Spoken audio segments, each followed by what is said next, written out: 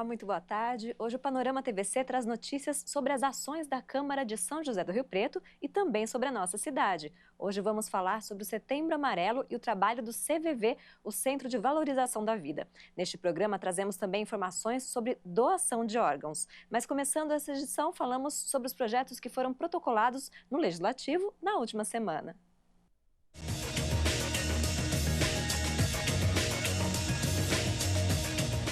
Olá, eu falo agora sobre as proposituras protocoladas na última semana aqui na Câmara Municipal de São José do Rio Preto. Deu entrada na diretoria legislativa projeto de lei do Executivo, que altera a lei que dispõe sobre a instalação de bancas de jornais e revistas em logradouros públicos. Essa modificação visa atender regras federais de concessão de espaços públicos. Nessa semana, também foram protocoladas 79 indicações, 2 moções e 28 requerimentos. Saiba mais sobre os projetos em tramitação na Câmara de Rio Preto no site www.riopreto.sp.leg.br e durante a nossa programação.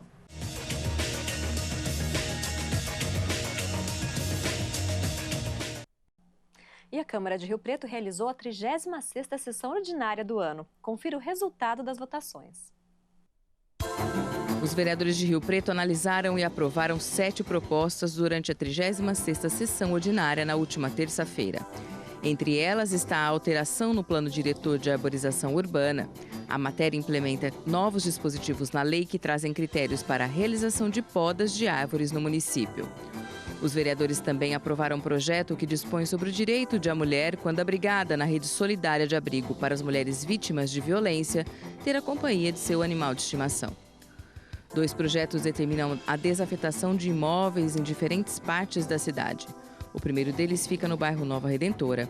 O poder público alega que não tem interesse na manutenção e uso do lote, já que a metragem do imóvel inviabiliza a instalação de equipamento público. O segundo projeto de mesmo teor desafeta de seu uso originário o imóvel no Jardim São Marcos, onde serão construídos canil e sede para a Guarda Civil Municipal. O Legislativo aprovou ainda a inclusão da Copa Band de Beach Tênis no calendário oficial do município. Aprovada também a instalação de lombo-faixa em frente às escolas e creches públicas.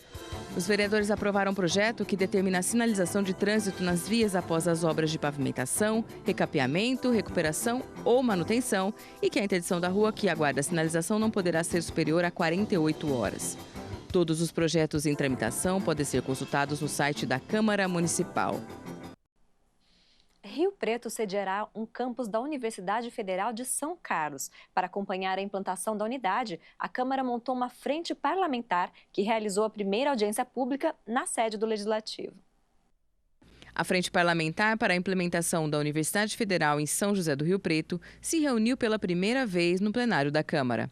Entre os convidados para participar da reunião estavam a reitora da Universidade Federal de São Carlos, a UFSCar, professora doutora Ana Beatriz de Oliveira, que participou de maneira remota, o professor Sebastião Carlos Leite Gonçalves, da Adunesp, e Marcos Amorelli Furini, do Instituto Federal de Rio Preto, além de representantes da ATEM, UMES, AMA e Sindicato dos Servidores Municipais. A nossa ideia é, até o final do ano, já ter uma discussão e uma deliberação do Conselho Universitário para iniciar em 2026, se tudo der certo e o Conselho aprovar, esse trabalho de construção pedagógica dos cursos que poderão vir a ser ofertados nesse possível futuro campus da UFSCar. A UFSCar, ano que vem, completa 55 anos, então entendo também que é um projeto que vem em um momento de maturidade bastante interessante para que, se houver um 5º campus universitário, que ele seja também um campus sólido e potente como são os demais. O professor Sebastião Carlos afirma que a implementação de um campus da UFSCar na cidade agrega um grande potencial de desenvolvimento tecnológico. O que representaria para a nossa cidade a implantação de um campus da Universidade Federal de São Carlos, que é o que pode vir a tornar Rio Preto um importante polo na área de educação, de ciência e de tecnologia. Nós temos aqui presente no nosso município um parque tecnológico que tem aproveitado muito pouco o potencial que as universidades têm a oferecer, né? Nós temos aqui, como o João lembrou, nós temos a Unesp, temos a FAMERP, temos um campus do Instituto Federal, temos também uma Faculdade de Tecnologia, a FATEC, que não pode ser esquecida.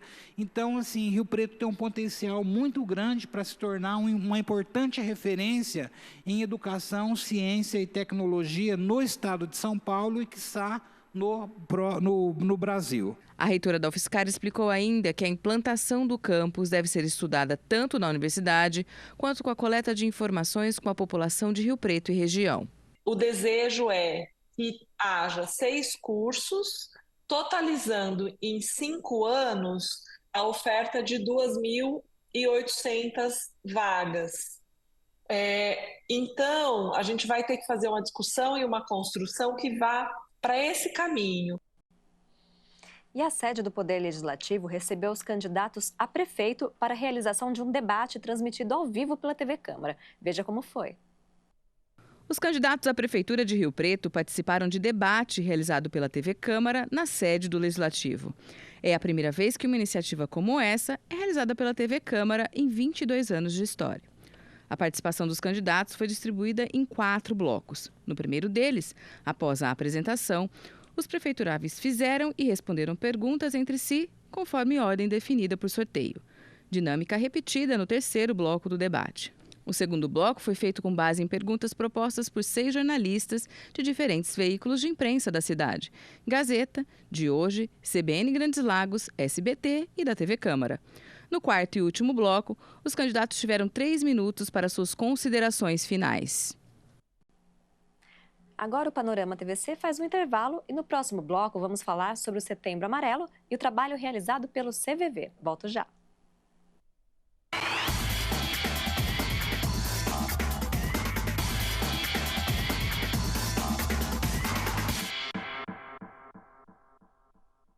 Você já ouviu falar em empatia? Nada mais é do que se colocar no lugar do outro. Por exemplo, aqui na faixa de pedestre, a obrigação de parar antes da faixa é do motorista, inclusive quando não há semáforo. Mas você pode ajudá-lo. Sinalize com a mão antes de atravessar. Assim, você aumenta a visão do motorista e o alerta, caso ele esteja distraído. Por falar em distraído, jamais atravesse a rua olhando no celular ou escutando música. Pensa bem, custa focar na tua vida pelo menos por alguns instantes? Também procure fazer contato visual com o motorista. Espere ele parar, claro. Pensar em você também é pensar no outro. Sinalize antes de atravessar. Toda faixa de pedestre é um sinal. Sinal de respeito. Detran, Governo do Estado de São Paulo. São Paulo são todos. Viu alguma mentira sobre as eleições circulando por aí? Saiba que agora ficou mais fácil denunciar. É só ligar no 1491. É o SOS Voto, o Disque Denúncia da Justiça Eleitoral. Uma equipe do Tribunal Superior Eleitoral recebe a ligação e registra a denúncia ou orienta como fazer o registro pela internet. Se for considerada válida, a denúncia é encaminhada às instituições responsáveis pela investigação. Não deixe a mentira destruir seu voto. Ligue 1491 e denuncie. Nunca imaginei que iríamos passar por isso. O meu filho, num momento tão delicado, necessitando de doações de sangue para viver. Graças ao sangue doado, meu filho está aqui, vivo. A sua generosidade salvou a vida do nosso filho. Para todos vocês que doam sangue, muito obrigado. Quando você doa sangue, ajuda a salvar muitas vidas. Doe sangue regularmente. Procure o Hemocentro mais próximo. Ministério da Saúde. Brasil, União e Reconstrução. Governo Federal. Quando uma pessoa tem a sua fé desrespeitada, é agredida toda a sociedade. Nossa Constituição garante a liberdade de consciência e de crença a cada brasileiro, além de assegurar o livre exercício religioso. Não se dobre a essa injustiça. Intolerância religiosa é crime e uma violência contra toda a sociedade. Denuncie. Você sabe qual é o animal mais perigoso do mundo?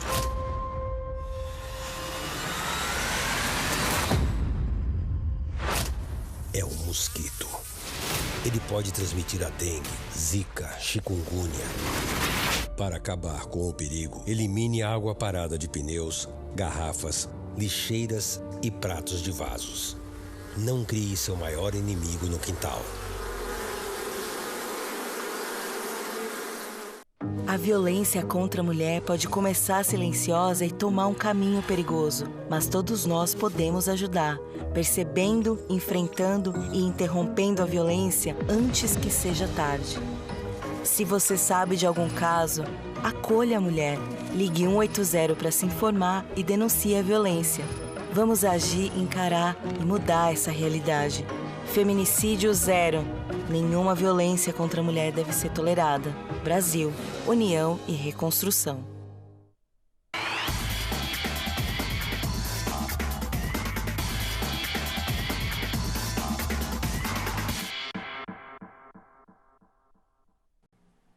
Panorama TVC está de volta. Nosso assunto agora é o Setembro Amarelo. Durante o mês de setembro, todo o país desenvolve ações para conscientização sobre saúde mental e combate ao suicídio. Para falar sobre esse assunto, nós convidamos o coordenador do CVV em Rio Preto, Francisco Garcia. Francisco, boa tarde, muito obrigada pela sua presença. Eu que agradeço. Boa tarde a todos. Bom, quando a gente fala em Setembro Amarelo, né, combate ao suicídio, o CVV é uma referência na prevenção. Né, quando a gente fala sobre esse assunto, eu gostaria que o senhor falasse um pouquinho qual que é a atuação do CVV e como que é o trabalho de vocês aqui em Rio Preto. O nosso trabalho, na verdade, é um trabalho de prevenção, né? E com relação ao Setembro Amarelo, nós falamos que nós fazemos prevenção o ano todo, né? O Setembro Amarelo, na verdade, é um mês onde o CVV abraçou essa causa para que toda uma sociedade em si, né, pudesse, de uma forma, nesse período de 30 dias, se conscientizar. Né, que o suicídio de uma forma é prevenível e que todos nós, com boa vontade e bem informados, nós podemos fazer prevenção de suicídio. Certo. Durante esse mês, o senhor já pode até fazer um balanço de como foi. Os voluntários do CVV participam de eventos que são realizados por outras entidades. Isso. Durante o mês todo de setembro, nós participamos de vários eventos, feitos por empresas, escolas, né, nós fomos convidados a fazer e até essas empresas fazerem palestras. Até agora, nós participamos de 48 palestras durante o mês todo. E nós temos a palestra agora à tarde e na segunda-feira nós temos ainda. E vai ficar algumas palestras para algumas empresas que nós vamos jogar para outubro, né? Porque a gente mostra para eles que a importância de falar sobre a prevenção do suicídio e sobre saúde mental não tem mês. O ano todo a gente pode conversar sobre isso. Antônio, vocês passam, então, orientações para que essas empresas desenvolvam aí essa conscientização. Sim, até mesmo essa proposta que a gente leva para as empresas do auto se perceber, do se ouvir, de perceber o seu funcionário de uma forma, e que de uma forma fazer uma intervenção antes que a pessoa adoeça. Então, falar, ouvir o outro antes que ele adoeça, não espere ele adoecer, porque depois que ele adoece, é muito difícil você ajudar. Geralmente vai mais para a rede pública de saúde, que a gente sabe que, né, que tá difícil para ajudar também, porque já está sobrecarregado já. Então, como eu coloquei, né, a questão da prevenção, nós não podemos só jogar para a saúde. Todos nós podemos ajudar, todos nós pessoas de bem, a gente pode ajudar uma outra pessoa a fazer prevenção de suicídio. E esse é um assunto complicado, porque existe um tabu ainda em relação a esse tema, né? Pouco se discute, né? Nos últimos anos tem havido uma maior divulgação, né, de questões como sinais de que a pessoa não está bem, que pode levar até uma ideia de suicídio, não é? Como que a gente faz para perceber que uma pessoa está nessa situação? Olha, a gente sabe disso, que as pessoas que tentam suicídio ou que pensam em suicídio, na verdade, elas dão sinais. Só que esses sinais geralmente são muito difíceis, né, de se perceber. Geralmente a própria família não percebe, porque essa pessoa, de uma forma, ela fala de um jeito de ameaça. E geralmente aquele que, de uma forma, está próximo, acaba se sentindo afetado. E às vezes deixa de perceber esses avisos, né, esses indícios. Mas o que a gente pode perceber? Alguém que, de uma forma, tem um prazer em fazer uma tarefa, fazer uma caminhada, deixar de fazer esse tipo de coisas. Pessoas que gostam de sair, fazer compra, deixar de... Sim, pessoas que têm sempre um hobby e começam a deixar esses hobbies, ou pessoas que às vezes começam a ter dificuldade para acordar de manhã. Eu falo assim que a pior parte da vida da gente de manhã é você acordar, porque a gente acorda sempre meio indisposto. E quem está depressivo, às vezes não é que não tem motivo, não vê motivo para sair da cama. Quando a gente fala em suicídio, né, está sempre relacionado à depressão? Sim. É um dos fatores, na verdade. Mas o suicídio em si também, quando a gente fala em suicídio, a gente quer que as pessoas entendam o seguinte, que suicídio não acontece da noite para o dia. Suicídio é uma construção. Durante toda a nossa vida, nós temos uma construção da ideia suicida. Então, o nosso trabalho do CVV, quando se fala em prevenção, é isso. É conversar com essa pessoa antes que ela tenha uma ideação. Quando ela começa a pensar ou até, às vezes, achar que a vida não vale a pena. Então, a proposta é fazer essa prevenção antes. Porque depois que ela desenvolveu, que ela acredita que a vida dela não vale mais a pena, fica difícil você fazer prevenção. E tem uma questão assim, muitas pessoas falam, a pessoa está falando que vai fazer alguma coisa, vai tirar a vida, mas quem ameaça não faz. Mas não é bem assim, né? A pessoa está dando sinais, está pedindo ajuda, na verdade. Na verdade, essas ameaças que ela faz é um pedido de ajuda. Nós até acreditamos, né, e é provado, né, que às vezes o suicídio em si, na verdade, é um grito de socorro. A pessoa é uma comunicação que não está nada bem dentro dela. Bom, vamos falar então de que forma funciona o atendimento do CVV, né? As pessoas que estão passando por algum problema, desejam conversar com alguém, desabafar ou até fazer esse pedido de socorro aí, podem ligar para o CVV, tem algumas formas de contato, né? Gostaria que o senhor explicasse. O CVV oferece vários canais de ajuda, né? Então nós temos 188, que é gratuito, todos os dias a pessoa pode ligar, 24 horas, inclusive domingos e feriados. A pessoa pode ligar e vai encontrar apoio emocional pelo 188. Nós temos também o atendimento por e-mail. Isso estou falando de nível nacional também, por e-mail, onde a pessoa pode mandar e-mail para apoioemocional@cvv.org.br. Dentro de 24 horas, alguém vai estar respondendo esse e-mail para ela. E nós temos também o atendimento pelo chat também, que a pessoa pode entrar no site do CVV, clicar em atendimento e vai estar online com alguém conversando. No caso de Rio Preto aqui, nós oferecemos um pouco a mais. Nós oferecemos o atendimento pessoal. Pessoas que possam ir até a nossa sede, que fica na Rua Boa Vista, na Rua Tiradentes 2157, ela vai encontrar apoio emocional presencial, todos os dias das 8 às 18 horas. É preciso fazer algum agendamento? Não é necessário. Chegando lá, tocar a campainha, o voluntário que estiver em atendimento vai acolher essa pessoa. Chegando lá, mas a forma mais simples ainda é o telefone, né? Eu vou dizer assim, o mais seguro que você vai encontrar realmente é pelo 188. Ligar 188 24 horas, alguém vai acolher você. Naquele instante, alguém vai atender o telefone, vai falar um CVV bom dia, boa tarde ou boa noite e vai acolher você. E é importante falar que é preservado o sigilo, né, dessa ligação, pode ser uma ligação anônima. Como que é feito esse atendimento? O atendimento do CVV, ele é totalmente sigiloso. A pessoa que liga para o CVV, ela não precisa se identificar. Ela não precisa falar o nome dela, ela não precisa prescrever, dizer se ela é paciente da rede, isso não é necessário para nós. Apenas que ela liga e ela vai falar sobre o que ela está sentindo naquele momento, né? E ela pode perguntar para o voluntário o nome dele e de que cidade ele fala, porque essa linha 188 ela é nacional. Pode ser que ela seja de Rio Preto e ela vai ligar, não cai em Rio Preto, vai cair em qualquer ponto do país que tiver um ramal desocupado. Bom, para ser realizado esse atendimento, vocês contam com voluntários, né? Inclusive o CVV em Rio Preto fez 43 anos de existência, uma longa trajetória aí auxiliando as pessoas que precisam de ajuda. Atualmente, vocês são em quantas pessoas? Hoje nós estamos com um número bem reduzido. Depois da pandemia, a gente percebeu isso. Nós perdemos muitos voluntários na pandemia e a gente tem dificuldade hoje de formar novos voluntários. Atualmente, Rio Preto conta só com 17 voluntários. Nós iniciamos um curso agora, quarta-feira iniciamos um curso online e temos uma segunda turma para sábado agora também online. Mas a gente tem percebido que boa parte das pessoas que se inscrevem, começamos um curso agora quarta-feira, nós tínhamos 282 pessoas inscritas, mesmo sendo com essa condição de atender em casa, fazer por casa mesmo, só apareceram 103 pessoas.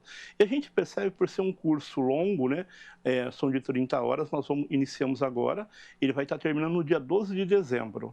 Então a gente sabe que nesse decorrer desses 3 meses quase, as pessoas vão desistindo. Por que elas vão desistindo? Porque a gente fala assim, não que nós somos especiais, mas para que você possa, de uma forma, acolher uma outra pessoa, é necessário que você comece a se perceber. E momentaneamente, durante aquele momento que você está com a outra pessoa, não que nós vamos nos anular, mas nós vamos renunciar ao meu julgamento, o meu preconceito, aquele meu pitaco que é acostumado a dar na vida das pessoas. E para muitas pessoas isso é difícil, porque geralmente as pessoas querem ajudar do jeito delas.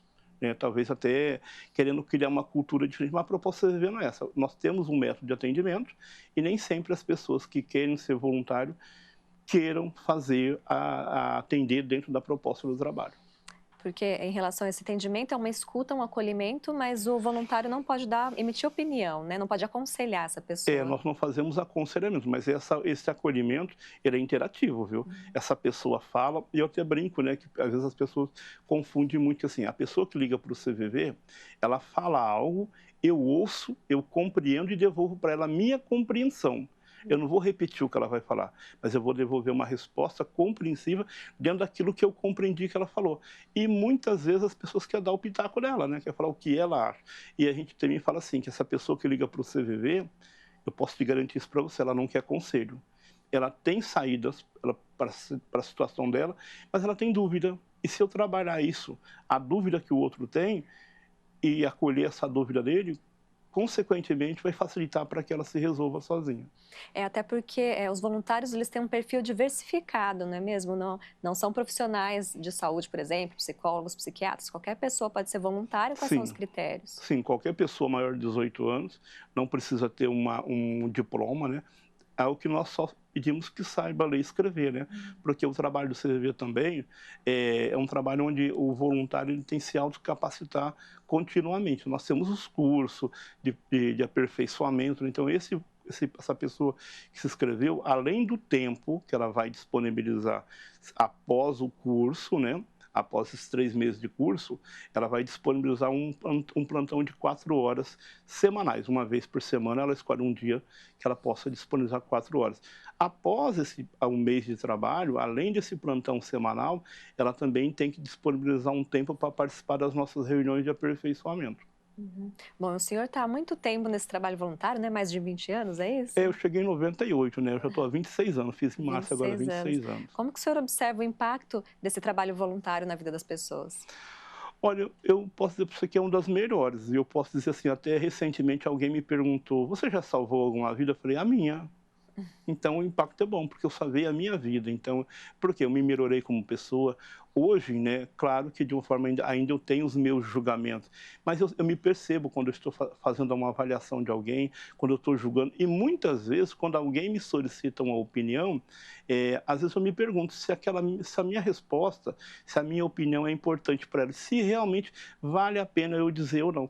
Nem sempre eu dou a minha opinião, porque eu sei que é minha, né? Não é a pessoa que me procura, às vezes, mesmo sendo um familiar, ele quer ouvir o que ele gostaria de ouvir, né, o que ele pensa, e nem sempre eu consigo. Só vou conseguir ouvir isso, falar isso para ele, ouvindo ele. Sem ouvir, eu não consigo dar resposta para o outro.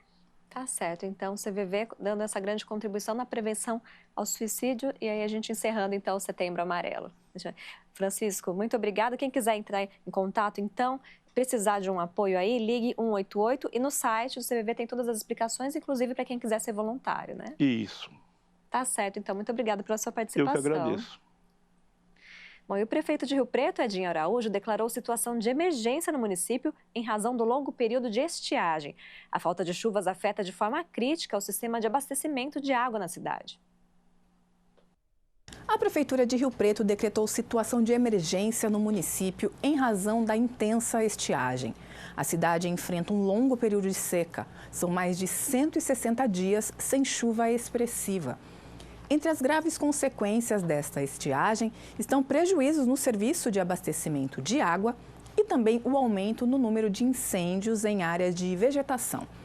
O decreto foi publicado no Diário Oficial do dia 26 de setembro. O documento autoriza a mobilização de todos os órgãos municipais para atuarem nas ações de resposta a esse cenário. O decreto também autoriza o SEMAI, o Serviço Municipal de Água e Esgoto, a estabelecer regras excepcionais para combater o desperdício de água potável, incluindo aí a proibição do uso domiciliar de equipamentos de irrigação, pressurizadores e de mangueiras para lavagens de calçadas e veículos. Os fiscais da autarquia vão atuar para evitar o desperdício de água na cidade. O decreto ainda permite que a prefeitura possa fazer sem licitação contratações de bens, equipamentos e serviços necessários para o atendimento da situação excepcional de emergência, desde que possam ser concluídos no prazo máximo de 1 ano. O decreto de situação de emergência deve vigorar por 180 dias. Eu fico por aqui. Mais informações sobre a situação da seca na cidade você acompanha ao longo da nossa programação e também em nossas redes sociais. Estamos no Facebook e no Instagram. Até mais! E falamos agora sobre as eleições municipais. Com a proximidade do dia da votação, as urnas eletrônicas já estão sendo preparadas em Rio Preto. Nós acompanhamos esse trabalho.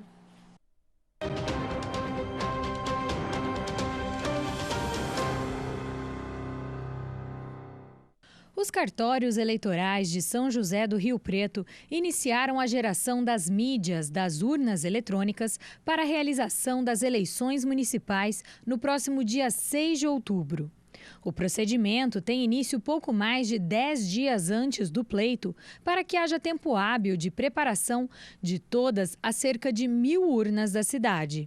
Foi uma cerimônia pública, aberta, para gerar as mídias que serão colocadas nas urnas eletrônicas. Como todo mundo deveria saber, a urna eletrônica não é ligada na internet. Ela não tem conexão alguma, nem por fio, nem por sem fio. Então, ela tem que ser inseminada manualmente. Então, nós geramos aqui agora, na verdade, em 48 horas, porque é um trabalho muito longo, Tem que gerar cada mídia física que vai ser inserida em cada urna eletrônica. Então, foi isso que nós começamos agora por meio de uma cerimônia aberta, pública e acessível a qualquer pessoa. Então, nós tínhamos aqui representantes da OAB, da imprensa, do Ministério Público. Agora, essas mídias físicas serão colocadas dentro das urnas eletrônicas. Cada buraquinho da urna eletrônica vai ser selado com lacre assinado por mim. Esse lacre não pode estar violado, até o encerramento da eleição. E as urnas ficam, desse modo, ficam prontas para serem pegadas pelo presidente de mesa, e levadas até o local de votação no dia da eleição. A Justiça Eleitoral também já se prepara para a apuração. Nós teremos trabalho todo o dia da eleição e, ao final, quando encerrarem-se a votação, todas essas mídias, todas essas urnas são trazidas aqui para o cartório eleitoral para ser feita a contagem. E ali na frente do cartório vai ter um telão, em que a totalização vai sendo feita aqui e espelhada nesse telão, pode ser acompanhada por qualquer pessoa que quiser. O juiz aproveitou o momento para esclarecer algumas dúvidas sobre o dia de votação. O eleitor tem que ter um documento com foto, o e-título basta, ele substitui o documento físico. Muitos já têm a biometria, São José do Rio Preto passou pelo procedimento da biometria. Então, o eleitor, se tiver a biometria, nem o documento não vai precisar, porque ele é identificado ali pela biometria.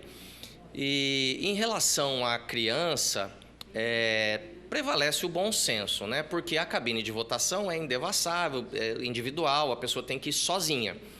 Agora, obviamente que um bebê de colo não tem onde deixar, que não está ali atrapalhando nada, que não está também eles em risco nenhum, o presidente de mesa, em cada situação, vai ter competência e bom senso para resolver o que fazer naquela determinada situação. Não pode nenhuma propaganda eleitoral no dia da eleição. É terminantemente proibido, é crime eleitoral, a pessoa pode ser presa em flagrante.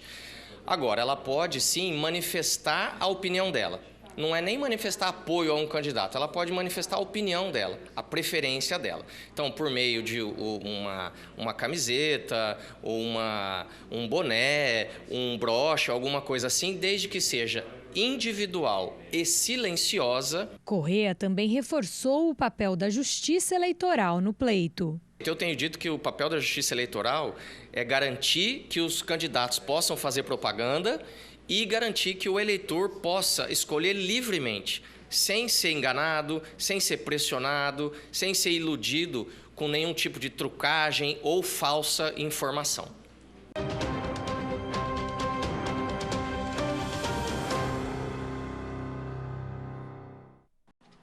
Agora o Panorama TVC faz mais um breve intervalo e no próximo bloco vamos falar sobre critérios para a doação de órgãos. Eu volto já.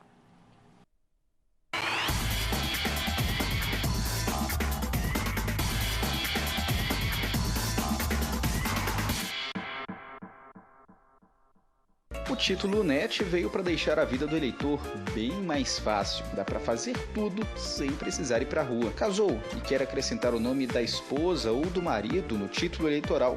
Dá para fazer. Quer mudar o local de votação? Também tem como. Na página do TSE ou do Tribunal Regional Eleitoral de onde você mora, é só ir na aba Eleitor e Eleições, acessar Título Eleitoral, escolher a opção Tire seu título e então inicie seu atendimento remoto. A turma da democracia em ouvir e respeitar opiniões divergentes faz parte da democracia.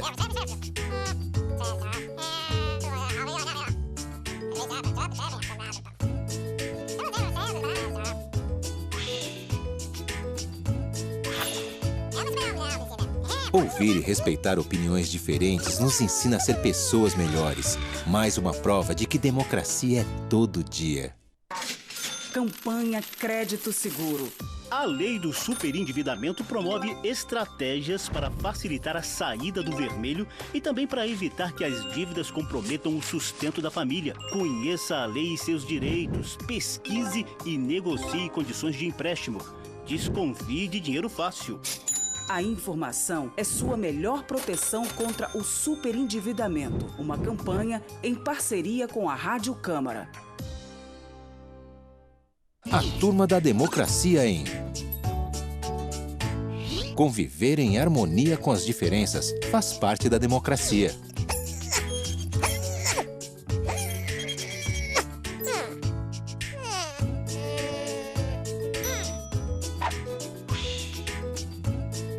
Uma das maiores belezas da democracia é a convivência harmônica entre pessoas completamente diferentes. Faça a sua parte. Democracia é todo dia.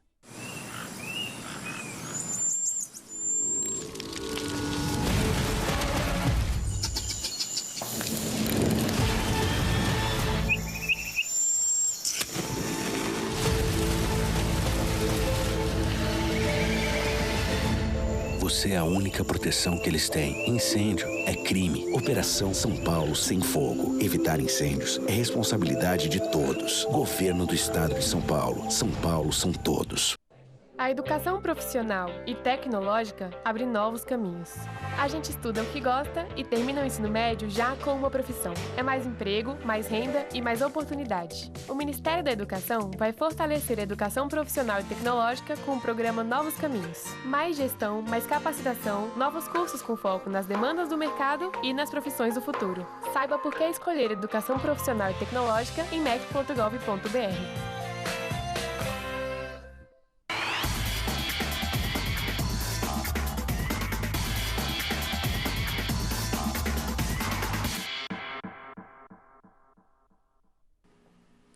Panorama TVC está de volta e o mês de setembro é marcado também por uma campanha de conscientização sobre a importância da doação de órgãos. Para falar sobre esse assunto, recebemos o médico João Fernando Piccolo, coordenador da Organização de Procura de Órgãos do Hospital de Base de Rio Preto. Boa tarde, doutor. Muito obrigada pela sua presença. Boa tarde, muito obrigado pelo convite. Bom, falando em doação de órgãos, gostaria que o senhor começasse falando sobre o cenário aqui em Rio Preto, como que é essa questão, né, em relação ao número de doações.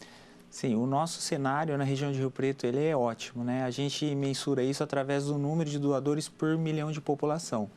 Nós temos como referência mundial o país da Espanha, que tem 45 doadores por milhão de população. O Brasil está bem abaixo disso, o Brasil tem em torno de 20 doadores por milhão e São Paulo acompanha esse número. A região de Rio Preto se destaca pelo todo o trabalho que é feito, pelo ato solidário também da nossa população. Rio Preto também tem 40 doadores por milhão. Então, o nosso desempenho aqui é muito bom. As pessoas fazem com que a gente tenha o dobro de doadores da média do estado de São Paulo e do Brasil. Certo. É um número mais expressivo, então, né, em relação a outros municípios, mas o senhor considera que falta ainda divulgação, conscientização das pessoas? O HB faz esse trabalho, né, de conscientização. Sim, o hospital de base é destaque nisso, em conscientização, e também o trabalho que faz junto ao hospital aos profissionais de saúde.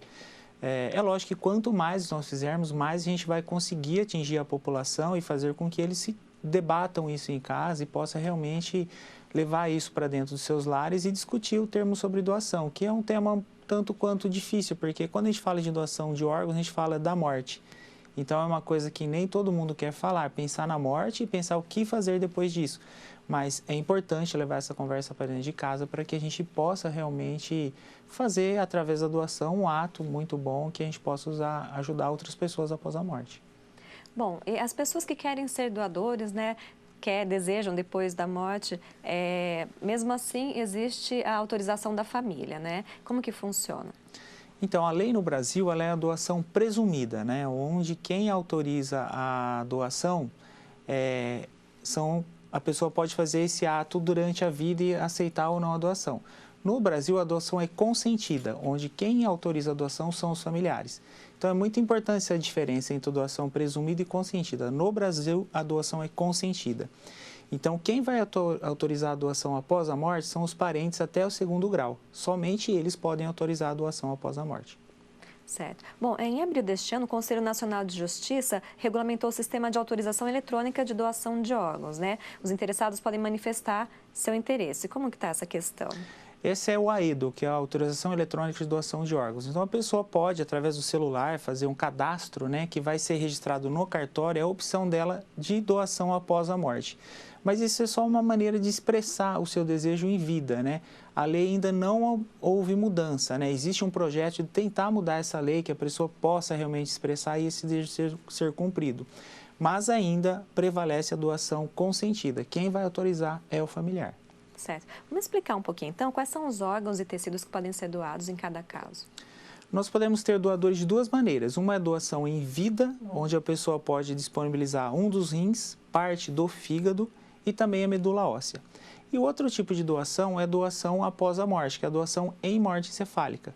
Então, nessa situação, a pessoa pode doar todos os órgãos, coração, pulmão, fígado, rim, intestino e também tecidos como córnea e também ossos. Então, após a morte, pode-se doar todas as partes do corpo. Como que é realizada a captação desses órgãos, na identificação de possíveis doadores? Essa avaliação é feita num ambiente de UTI, né, onde geralmente estão os pacientes com lesão encefálica, com lesão cerebral muito grave, que é consequência ou de um AVC ou de um traumatismo crânioencefálico, um TCE muito grave. Então, essas pessoas já estão num quadro de coma que evoluem para a morte cefálica. Nessa situação, a pessoa não responde a nenhum estímulo e também não tem capacidade de respirar espontaneamente, não consegue respirar sozinha. Então, após critérios bem estabelecidos pelo Conselho Federal de Medicina, nós vamos fazer exames clínicos e um exame complementar, onde é evidenciado que não tem fluxo de sangue para o cérebro, o cérebro está morto. Então, após essa constatação, que é feita por pelo menos 3 médicos diferentes, a pessoa é dita em morte encefálica, que é o equivalente da morte. E aí, somente após isso é que nós vamos conversar com os familiares sobre a opção da doação de órgãos. Essa decisão precisa ser tomada rápida, né? Tem que ser feita rapidamente para que a outra pessoa possa receber o órgão. Sim, aí após a autorização da família, né, é importante que a gente, nesse momento, a gente vai acolher o familiar que vai receber uma das piores notícias da vida dele, né? Vamos fazer o acolhimento e deixar a pessoa serena, bem mais tranquila, para que realmente ela possa fazer a opção da doação. E aí, após isso, realmente, a pessoa está morta, o que vai acontecer é que os órgãos realmente vão se deteriorar. Então, aí, após a autorização, são feitos vários exames, todos os possíveis, para que possa evitar a transmissão de qualquer doença para um receptor. Então, a gente tem um período que tem que ser o mais rápido possível para que realmente esse órgão esteja apto a ser implantado em outra pessoa. É por isso que é importante essa conscientização, né? Que as pessoas conversem sobre esse assunto em vida, né? Para que haja uma decisão mais rápida da família depois. Sim, e isso é muito importante, porque a média no Brasil é que cada 10 pessoas, 5 autorizam a doação. Esse todo o trabalho que é feito aqui, essa conversa que nós estamos tendo e levando para dentro dos lares essas conversas, faz com que a nossa região, a cada 10 pessoas que nós pedimos, conversamos sobre doação de órgãos, 7 autorizam. Então, os números na nossa região é muito bom, porque as pessoas já vêm com esse conceito de que realmente doar órgãos é bom. Ajudar outra pessoa é muito bom.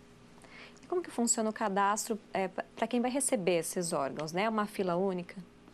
Sim, é uma fila única. Então, quem tem alguma patologia onde é indicado o transplante, seja de coração, pulmão, fígado ou rim, eles têm que procurar um centro transplantador. Vale ressaltar também que o hospital de base é referência, porque tem transplante de rim, transplante de fígado, transplante de medula, transplante de córnea também. Então, a pessoa ela entra numa lista de espera e aí cada órgão tem seu critério específico para receber, né? Então, por exemplo, o transplante de córnea é um transplante onde é uma fila de espera normal, é por ordem de chegada. Já o transplante renal, ele é por compatibilidade, porque a gente sabe que quanto mais compatível o órgão, mais esse órgão vai durar. Então, não existe um tempo específico de espera, né? Embora a média na nossa região para um transplante de rim, por exemplo, gire hoje em torno de 1 ano e meio. A fila, teoricamente, até que anda um pouco rápida aqui na nossa região. Certo. Quais o senhor considera que são os diferenciais, né, da organização aqui do hospital de base para que haja esse número maior nesses índices? Olha, esse é um trabalho que a gente vem fazendo há anos, né? Porque o que a gente tem que fazer é mudar a cultura. A cultura desde o ambiente hospitalar, onde todos os profissionais de saúde têm que saber alguma noção sobre isso, né? E também saber fazer o diagnóstico morte-cefálica.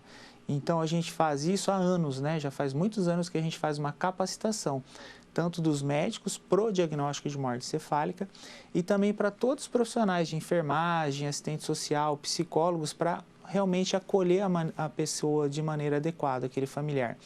E esse acolhimento é importante dizer que ele começa desde a admissão do paciente no hospital, não só do paciente, mas de todo o familiar. Então, é importante, quando a gente faz isso, a gente muda a cultura de todo o hospital. É importante a humanização para que a gente trate bem essa pessoa, não só na hora de doar órgãos. Então, se a pessoa foi bem acolhida, ela foi bem cuidada nesse aspecto emocional, de informações de comunicação desde a chegada no hospital, é natural que no final ela também seja compreensiva e que ela esteja bem serena para tomar essa decisão sobre doar órgãos. Então, o que a gente faz é isso, a gente tenta mudar essa cultura através de capacitação dos profissionais de saúde e assim a gente leva também para a população esse conhecimento sobre doação de órgãos. Bom, agora falando do número de cirurgias em média, né, de transplantes, quantos são feitos por mês aqui no HB, né, e quais são os tipos mais frequentes? O hospital de base, então, tem um programa de transplante de córnea, transplante de coração infantil, transplante de fígado e transplante renal e transplante de medula óssea, né? O maior que a gente tem nesse sentido é o transplante de córnea, porque ele é o mais comum, né? E é importante saber que as pessoas ainda precisam de córnea, né? Não existe fila zero de córnea, como às vezes se divulgam por aí. Ainda tem muita gente precisando de córnea. E depois, em termos de órgãos, o mais comum é o de rim. Porque a pessoa que tem uma doença renal crônica, ela tem a diálise para substituir. Então, a pessoa não morre, ela tem um tratamento substituto. Diferente do coração, fígado e pulmão, onde se ela não transplantar, ela morre. Então, em termos de números de transplante de rim, no hospital de base, hoje é feito em torno de 150 transplantes por ano. Isso vai dar uma média ali de quase 10 transplantes por mês, que é um número considerável, um número muito bom. E quando a gente fala desse tipo de transplante de rim, por exemplo, né, quem pode ser o doador? Tem que ser alguém da família? A doação de rim é muito interessante, porque ela pode ser o doador vivo ou o doador falecido. Na questão do rim, o doador vivo pode ser um doador familiar até 4º grau de parentesco, de consanguinidade, ou cônjuge, marido e mulher. Então, existe uma lei que regulamenta isso para justamente evitar o comércio de órgãos. Então, isso protege e torna o sistema mais seguro, né? Então, no Brasil, não existe comércio de órgãos. E aí, outra opção é o transplante com doador falecido, onde ele vai ter que entrar na fila. O doador vivo não tem tempo de espera, uma vez que ele tem um doador na família, é questão de fazer os exames e ele já é transplantado de imediato. Tá certo, doutor. Bom, esse é um assunto aí que gera muitas dúvidas ainda entre as pessoas, por isso é importante buscar informação e se conscientizar sempre, né? Sim, e aí a gente está aí para cada vez mais levar esse conhecimento para a população e é muito importante a gente frisar que a questão de como pode doar órgãos. Para doar órgãos tem que avisar o familiar, né? Só ele que vai poder autorizar a doação. Tá certo, doutor. Muito obrigada pela sua participação. Uma boa tarde. Obrigado, Mariana. Boa tarde.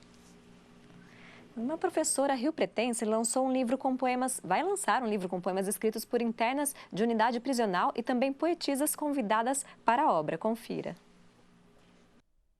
Será lançado neste final de semana o livro Poesia Libertária.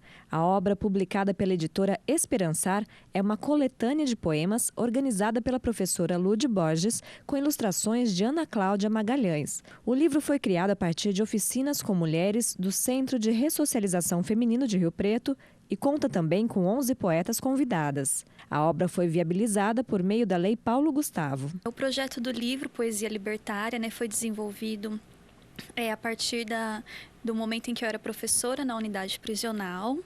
E eu fiz vários projetos de poesias com as reeducandas, selecionei alguns poemas e também convidei outras poetas riopretenses, escritoras riopretenses, para compor a antologia. O que esses poemas trazem, Que tipo de reflexões? Eles trazem a reflexão mesmo temática da liberdade em várias perspectivas. A liberdade desde do aprisionamento, o aprisionamento físico, o que é ser livre estando dentro de uma unidade prisional, e também das outras poetas que eu convidei, a liberdade feminina. O evento de lançamento será neste sábado, a partir das 7h, no Rio Preto Shopping.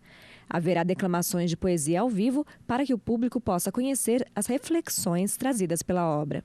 O livro vai trazer, então, essa perspectiva libertária do que é ser livre, do que é ser uma mulher livre, na sociedade. Então, as pessoas vão fazer essa reflexão da liberdade de diversas formas, desde do aprisionamento físico, até a liberdade mental mesmo, Músicos de todo o país podem se inscrever no FEM Rio Preto, o festival de música que destaca as vozes e os compositores da música popular brasileira contemporânea. Saiba mais com a repórter Vivian Lima.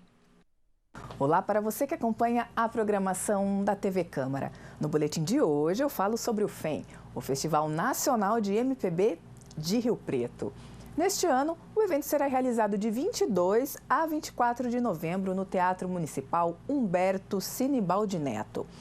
Para participar, o compositor ou intérprete precisa ter mais de 18 anos. A música inscrita deve ter letra em língua portuguesa e precisa ser original e inédita, ou seja, nunca comercializada por selo ou gravadora.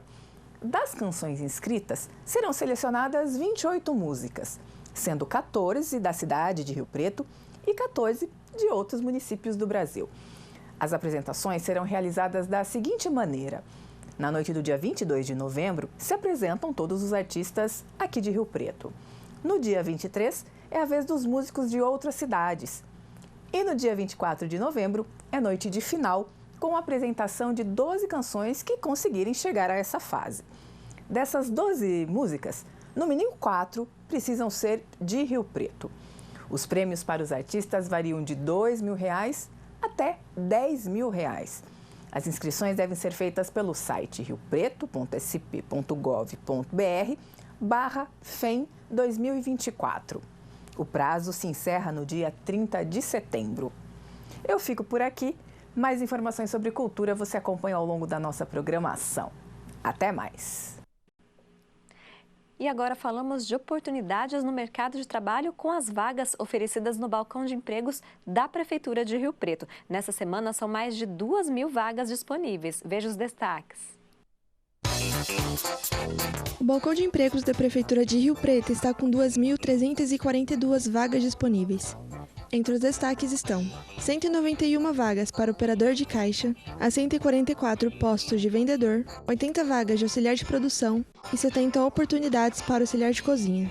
A lista completa com todas as vagas disponíveis você encontra no site da Câmara, o riopreto.sp.leg.br. No menu que fica na lateral do portal, basta clicar em Utilidade Pública e, na sequência, Balcão de Empregos. Já para se candidatar às vagas, o trabalhador deve acessar o site riopreto.sp.gov.br/balcãoempregos. E para informações adicionais, é só entrar em contato com a Secretaria do Trabalho pelo telefone 17 99 739 8710. E o Panorama TVC termina aqui. Se você quiser rever este programa, basta acessar nosso canal no YouTube. Nós estamos lá como TV Câmara Rio Preto. Todas as informações do Legislativo Riopretense você encontra no nosso site riopreto.sp.leg.br e também nas nossas redes sociais. Nós estamos no Facebook e no Instagram. Muito obrigada pela sua audiência e até o próximo programa.